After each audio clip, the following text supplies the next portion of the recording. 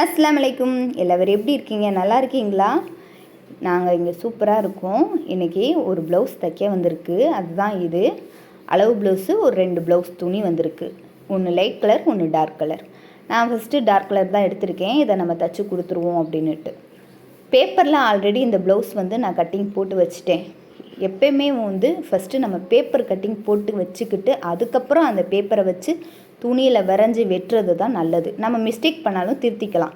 நம்ம டைரெக்டாக துணியில் போட்டு வெட்டிட்டோம்னு வச்சுக்கோங்க, எதுவும் மிஸ்டேக் ஆகிடுச்சுன்னா திருத்த முடியாது. அதே பேப்பர் கட்டிங் ஆகியிருந்தால் நம்ம திருத்திக்கலாம்.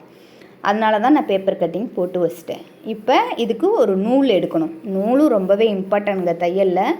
நம்ம லைட் கலருக்கு டார்க் கலரும், டார்க் கலருக்கு லைட் கலரும் கொடுத்தா நல்லா இருக்காது. அதனால் நூலை கரெக்டாக வச்சு பார்த்து எடுக்கணும். என்கிட்டையும் 2 கலர் இருந்துச்சு, ஒன்று லைட்டு ஒன்று டார்க்கு. நான் 2யுமே எடுத்து வச்சு பார்த்தேன், இதுக்கு எது கரெக்டாக இருக்கும் அப்படின்னுட்டு. லைட் கலர் தான் கரெக்டாக இருந்துச்சு. அதுதான் நான் இப்போ எடுத்து வச்சு பார்க்குறேன்.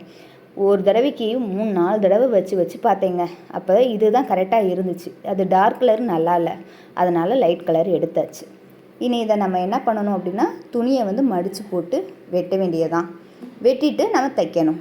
எப்படி ப்ளவுஸுக்கு நம்ம மடிப்போம் 2 துணி, அதே மாதிரி தான் 2 மடித்து போட்டுட்டு நம்ம பேப்பரில் கட்டிங் பண்ணி வச்சுருக்கோம் இல்லையா, அதை போட்டு அப்படியே வரையணும். வரைஞ்சிட்டு அதை வெட்ட வேண்டியதான்.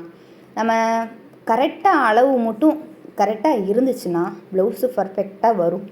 அளவில் கொஞ்சம் நம்ம மிஸ்டேக் பண்ணோம்னாலும் ப்ளவுஸு நல்லா இருக்காது. எப்போவுமே அளவு தான் கரெக்டாக இருக்கும். நம்ம ப்ளவுஸை அப்படியே போட்டு வரைகிறதோட அதை அளவெடுத்து தைக்கிறது தான் பெஸ்ட்டு. கரெக்டாகவும் இருக்கும், ஃபிட்னஸும் கரெக்டாக வரும். நான் அந்த மாதிரி தான் ப்ளவுஸை அளவெடுத்து பேப்பர் கட்டிங் போட்டு வச்சுருக்கேன். இது பேக் சைடு. ஃபஸ்ட்டு எடுத்தோடனே பேக் சைடு எடுத்தாச்சு.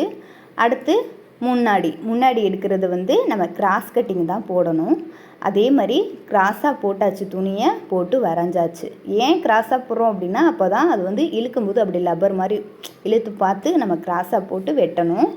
அப்படி தான் ப்ளவுஸ் எல்லாம் தைப்பாங்க. கிராஸ் கட்டிங் போட்டால் நீட்டாக இருக்கும், நல்லாவும் இருக்கும். ஸ்ட்ரெயிட் கட்டிங் போடலாம், ஆனால் மேக்ஸிமம் எல்லா பேரும் விரும்புகிறது இந்த கிராஸ் கட்டிங் தான். அதை தான் இப்போ நான் முன்பக்கம் போட்டு துணியை வெட்டிகிட்ருக்கேன்.